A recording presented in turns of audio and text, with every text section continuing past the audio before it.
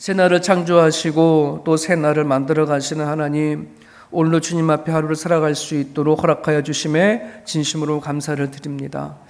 아버지, 우리가 에스더의 말씀을 통하여서 그 한두 명의 그 믿음으로 간구하고 기도하는 자들을 통하여 어떤 일들을 하시는지 우리는 보게 되어집니다.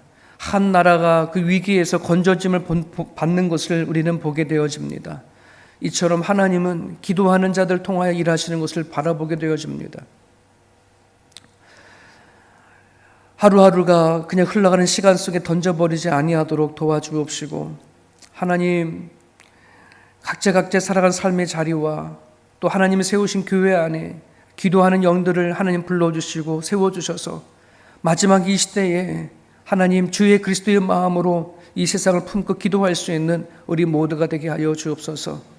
안일한 마음으로 세상을 살지 말게 하시옵소서. 그저 단지 먹고 살아가는 일들에 분주하여져서 세상의 마음을 빼앗긴 채 살지 말게 도와주시고 주님을 향할 수 있기를 간절히 바랍니다. 우리를 부르신 하나님의 마음을 품고 기도할 줄 아는 우리 모두가 되게 하여 주옵소서. 기도하고 싶으나 육체적으로 병들고 연약하여져서 하나님 앞에 나오지 못한 영혼들도 있습니다. 치료하여 주시고 회복하여 주셔서 기꺼이 주님 앞에 기도할 줄 알고 또 하나님 앞에 나와 예배할 줄 아는 그런 자가 되어줄 수 있도록 하나님, 그들의 육신의 강건함과 마음의 강건함들을 허락하여 주옵소서.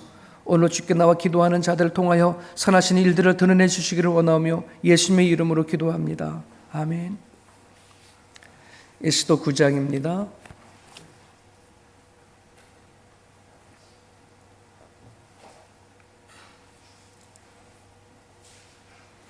에스더 9장 1절에서 19절입니다. 같이 읽겠습니다. 아달월 곧 12째 달 13일은 왕의 어명을 시행하게 된 날이라. 유다인의 대적들이 그들을 제거하기를 바랐더니 유다인이 도리어 자기들을 미워하는 자들을 제거하게 된 그날에 유다인들이 아하수에로 왕의 각 지방 각 읍에 모여 자기들을 해하고자 한 자를 죽이려 하니 모든 민족이 그들을 두려워하여 능히 막을 자가 없고 각 지방 모든 지방관과 대신들과 총독들과 왕의 사모들을 보는 자들이 모르드게를 두려워하므로 다 유다인을 도우니 모르드게가 왕궁에서 존귀하여 점점 창대함에 이 사람 모르드게의 명성이 각 지방에 퍼지더라.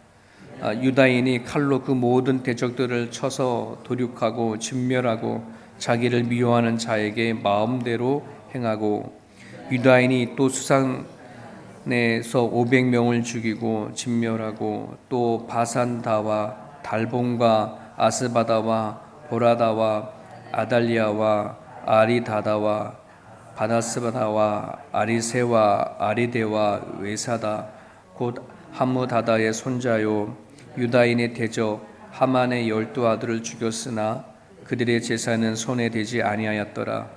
그날 도성 수산에서 도륙한 자의 수요를 왕께 아뢰니 왕이 왕후 에스더에게 이르되 유대인이 도성 수산에서 이미 500명을 죽이고 멸하고 또 하만의 12 아들을 죽였으니 왕이 다른 지방에서는 어떠하겠느냐. 이제 그대의 소청이 무엇이냐. 곧 허락하겠노라. 그대의 요구가 무엇이냐. 또한 시행하겠노라 하니 에스더가 이르되 왕이 만일 좋게 여기시면 수산에 사는 유다인이 내일도 오늘 조서대로 행하게 하시고 하만의 10 아들의 시체를 나무에 매달게 하소서 하니 왕이 그대로 행하기를 허락하고 조서를 수산에 내리니 하만의 10 아들의 시체가 매달리니라. 아달월 14일에도 수산에 있는 유다인이 모여 또 300명을 수산에서 도륙하고 그들의 재산에는 손을 대지 아니하였고 왕이 각 지방에 있는 다른 유다인들이 모여 스스로 생명을 보호하여 대적들에게서 벗어나며 자기들을 미워하는 자 7만 5천 명을 도륙하되 그들의 재산에는 손을 대지 아니하였더라. 아달월 13일에 그 일을 행하였고 14일에 쉬며 그날의 잔치를 베풀어 즐겼고 수산에 사는 유다인들은 13일과 14일에 모였고 15일에 쉬며 이날을 잔치를 베풀어 즐긴지라. 그러므로 시골의 유다인 곧 성이 없는 골에 사는 자들이 아다롤 14일을 명절로 삼아 잔치를 베풀고 즐기며 서로 예물을 주더라. 아멘. 아다롤 13일, 12월 13일 하만이 유대인들을 멸절을 시키려고 하는 그 날을 이제 받은 날인데 이 역전이 됐네요. 역전이 되셔서 도리어 그날에 유다인들이 자신들을 대적하는 자를 진멸하는 그런 날이 되어버렸습니다. 오늘 말씀을 보면은 페르시아의 제국 안에 있는 다른 여러 지방의 유대인들도 있겠잖아요. 그러니까 지방에서의 그 유대인들이 싸우는 건 12월 13일이지만 이 수산궁, 그러니까 페르시아 수도에 이 지역은 13일, 14일 이틀 왕에게 황제에게 허락을 받고 다른 사람들을, 즉 유대인들을 진멸하는 자를 죽인 사건이 이제 본문에 기록된 건데요. 근데 어제 그 말씀 중에 8장 17절에 보면 이런 말씀이 있죠. 왕의 어명이 이르는 각 지방 각 읍에서 유다인들이 즐기고 기뻐하여 잔치를 베풀고 그날을 명절로 삼으니 본토 백성이 유다인들을 두려워하여 유다인이 되는 자가 많더라. 본토 백성들이 유다인을 두려워해서 유다인이 되는 사람들이 많더라. 이 부분하고, 그리고 이 페르시아 왕 아하수에로 왕이 지금 수상궁은 그 페르시아 수도거든요. 거기에 사는 유대인들로 하여금 자기 백성들로 하여금 죽이도록 허락을 한 거예요, 이게. 그죠? 이게 어떻게 가능할까? 이런 생각을 하게 되어주죠. 예를 들면 호주에서 여러 민족이 살지만 이게 쉽게 말하면 한국인들이 우리 한국인을 누군가가 없이 여겨서 어떤 나라가 우리를 괴롭힌다 그러면 그 나라를, 민족들을 다 죽이도록 호주의 정부에서 오케이 한 것과 같은 느낌이거든요. 이거를 좀 이해를 하려고, 오늘 본문이나 또 이거를 잘 이해를 하려고 그러면 제국이라고 하는 단어를 좀 이해를 해야 되는데, 우리 예전에는 일본 제국, 독일 제국, 또 여러의 그 프랑스 제국, 이런 제국이 붙을 때가 있었잖아요. 제국이라고 하는 이 단어가 붙으면 황제나 또는 그 어떤 나라가 자기의 나라의 권력과 힘이 있으면 어떤 나라든 치고 들어가서 그 나라를 자기 나라로 삼을 수 있는 그런 힘을 갖고 있는 나라를 얘기를 해요. 그래서 신민주화 시킬 수 있다는 거죠. 자기 나라가 힘과 능력이 있다면 어떤 나라든 치고 들어가 정복할 수 있었을 때, 그때 그 나라를 뭐 프랑스 제국, 일본 제국, 뭐 이런 제국이라는 단어를 붙이죠. 근데 지금은 이제 그럴 수 없죠. 전 세계적으로 그게 얼마나 인권 탄압이 되어져 가고, 그리고 민족을 억압하고 또 전쟁과 학살들 이런 것 때문에 전 세계적으로 연계가 되어져 있어서 그런 일을 하지 못하도록 법으로 서로 간에 방어막을 치고 있는 거예요. 지금 우리가 이 에스더를 보고 있는 요 페르시아는 페르시아 제국이라고 붙여요. 그러니 페르시아 이 제국은 오늘 에스더 1장 1절에 보면 인도에서부터 구스까지 127지방을 다스렸더라 이렇게 기록되어 있거든요. 인도에서 구스까지, 그러니까 이 현대는 어디까지냐면 파키스탄에서 아프리카 북부 지방까지예요. 거기에는 바벨론, 그다음에 메데, 그다음에 유다, 이집트, 아라비아, 인도 다 포함하는 지역이거든요. 그러니 어떠한 한 나라가 아니라 페르시아 제국이면은 그 페르시아라고 하는 나라 안에 여러의 나라와 민족이 다 포함이 되어 있어요. 이런 개념을 가져야 이게 이해가 되어지거든요. 어떻게 이 아하수에로 왕이 어떻게 유대인들에게 이렇게 명령을 내릴 수 있을까 하는 그런 부분들이죠. 페르시아의 수도의 수상궁에 사는 그 사람 유대인들은 몇몇이 안 돼요. 그리고 소수 이민자들이고 그리고 소수 디아스포라인들이잖아요. 그래서 모르드게가 에스더한테도 본인들이 유다인이라고 얘기하지 말아라. 네, 그만큼 그 당시에는 수상궁 지역에 살아가는 유다의 민족이 되게 힘이 약했던 소수 이민자들이었기 때문에 그렇습니다. 자, 이러한 다민족 연합국가 속에서 지금 유다 이 모르드게의 이야기, 그다음에 하만의 이야기를 통해 가지고 하나님이 이제 유다인들을 역전시켜가는 이야기가 본문의 이야기인 거예요. 이처럼 페르시아라는 나라가 전 세계를 쥐고 있으니 이거를 제대로 나라를 다스려 가기 위해서는 황제의 말 한마디가 법이 되게끔 만들어 버렸어요. 그래야지 이 나라를 다스릴 수 있는 힘이 파워가 있는 거거든요. 그러니까 황제가 칙령 하나를 딱 내려버리면은 그걸 바꿀 수 없을 정도로 그런 거예요. 그러니 하만을 통해서 이미 조서가 내려간 거잖아요. 그렇죠? 유다인 각 지역과 마을에 있는 모든 유다인들을 다 진멸하라고 도장을 딱 찍었단 말이야. 그러면 그거를 다시 철회할 수 있는 방법이 없어요. 이거를 철회하려고 한다 그러면 왕이 새로운 칙령을, 새로운 것을 보내줘서 그 명령에 의해서 하게끔 해야 되는 거거든요. 그 새로운 칙령이 8장 11절이었어요. 8장 11절에 보면은 어떤 거였냐면 다른 민족이 유다인들을 치고 갈 때에 유다인들 너희들도 그들과 맞서 싸울 수 있어. 정당 방위권을 준 거예요. 싸울 수 있는 자격을 준 거예요. 왜냐하면 페르시아가 전체를 다 다스리고 있는 거예요. 군사력을 다 갖고 있잖아요.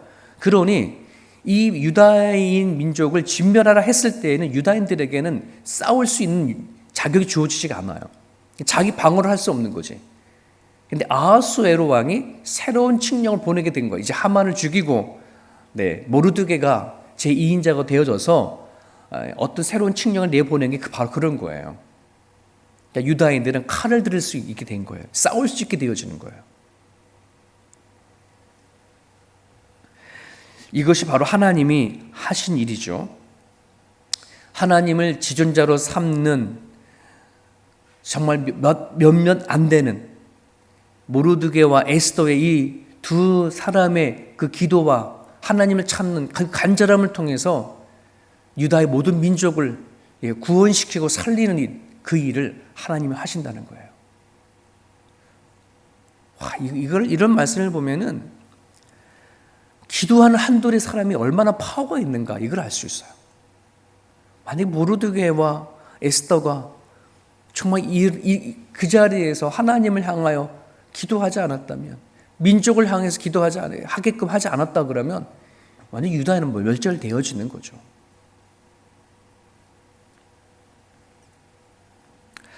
예레미야 33장 2절과 3절인데 너무나 잘 알고 있는 말씀이에요.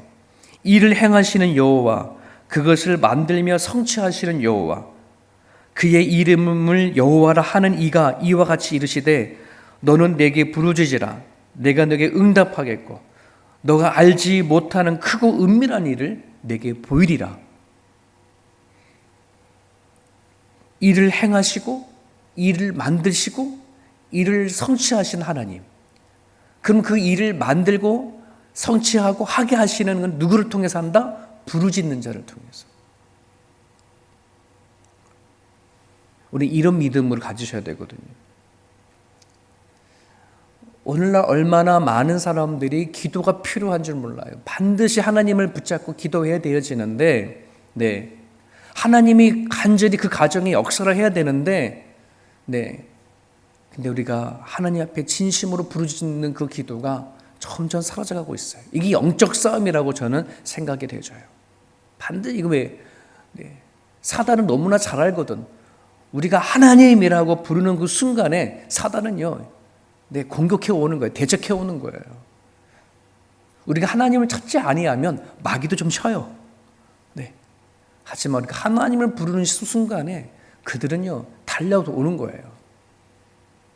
그만큼 오늘 이 말씀을 통해서 기도 없이는 하나님의 역사가 이루어지지 않는다는 사실, 기도 없이는 그 어떤 일도 일어나지 않는다는 사실을 우리는 성경을 통해서 또 보게 되어지고, 또 기도하는 자들을 통해서 하나님 어떤 일을 행하시는지 그 위대한 것을 우리는 또 보게 되어집니다. 오늘 말씀 하나 더 보게 되어지면, 그 새로운 칙령을 페르시아 황제가 유대인들에게 내리는데, 그 8장 11절이라고 말씀을 드렸는데 거기에 정확하게 이런 말씀이 덧붙였어요. 그들이 함께 모여 스스로 생명을 보호하여 각 지방의 백성 중 세력을 가지고 그들을 치료하는 자들과 그들의 처자를 죽이고 도륙하고 진멸하고 그 재산을 탈취하게 하라. 유다인 너희들을 죽이고자 하는 대적자들을 다 죽여, 그들의 처자까지도 다 죽여, 그리고 그들의 재산까지 다 탈취해도 돼라고 아하스로 에로 왕이 새로운 칙령을 보낸 거예요. 그런데 유독 오늘 그 9장에 같이 말씀 읽었지만 드디어 이제 유다인들이 칼을 들고 먼저 그들을 치고 나가는데 10절과 15절과 16절에 반복되어지면서 얘기하는 말이 있어요. 10절, 함무다다의 손자요 유다인의 대적 하만의 10 아들을 죽였으나 그들은 재산에는 손대지 아니하였다. 그들의 재산에는 손대지 아니했다. 하만의 아들들과 하만의 그 모든 가문들을 다 죽였을 때에 재산은 손대지 않았다. 15절에 그 페르시아의 수산궁에 사는 거기 안에도 유대인을 대적하는 사람들이 있는데 300명을 죽였어요. 그리고 그들의 재산에 손을 대지 아니했다라는 말이 있고, 16절에 대적자들에게서 벗어나며 자기를 미워하는 자, 전 페르시아 제국 안에 7만 5천 명을 죽였어요. 유다인을 죽이고자 하는 사람들을. 그러고 나서는 또 말을 하죠. 그들의 재산에는 손대지 아니하였다라고 하는 이 말을 3번이나 반복을 하고 있어요.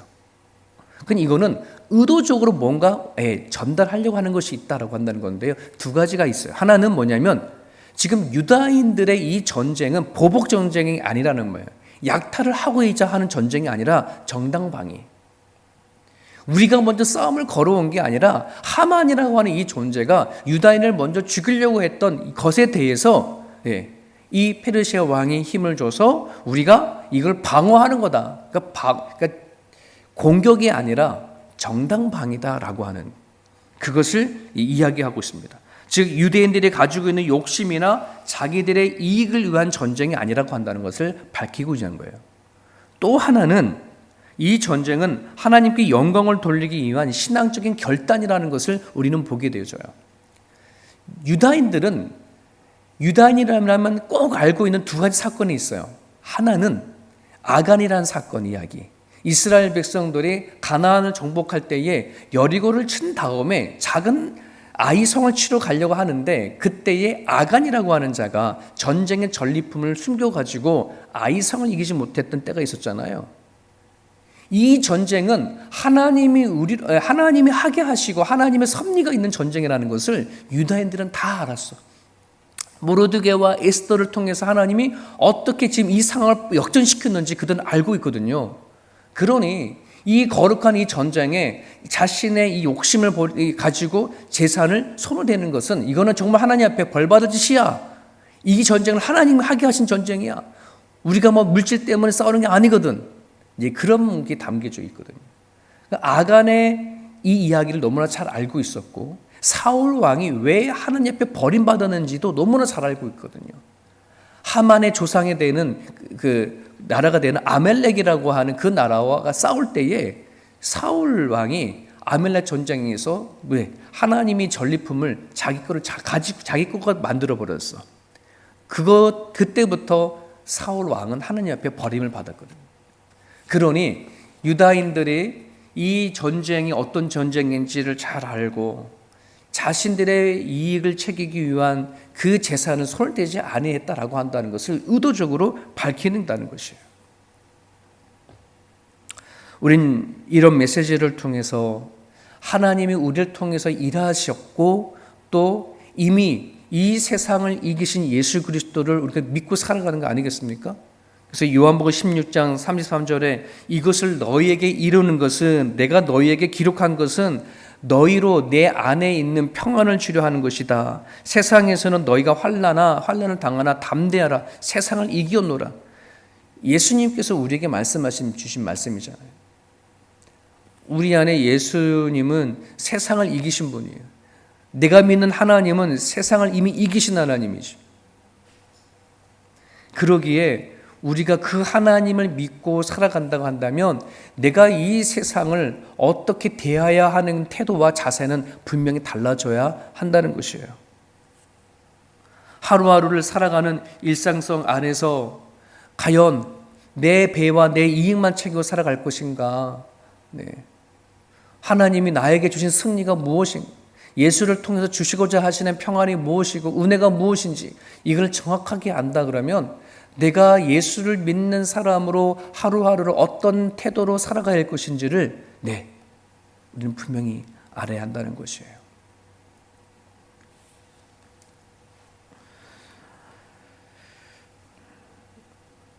오늘 마지막 19절에 이런 말을 믿습니다. 그러므로 시골의 유다인 곧 성이 없는 고을고을에 사는 자들이 아달월 14일을 명절로 삼아 잔치를 베풀고 즐기며 서로 예물을 주더라. 12월 13일 이날은 유다인들이 멸망할 날이요, 죽을 날이요. 그날을 하나님께서는 역전시켜서 명절날로 바꿔주셨어요. 기쁨의 날로 바꿔주셨어요.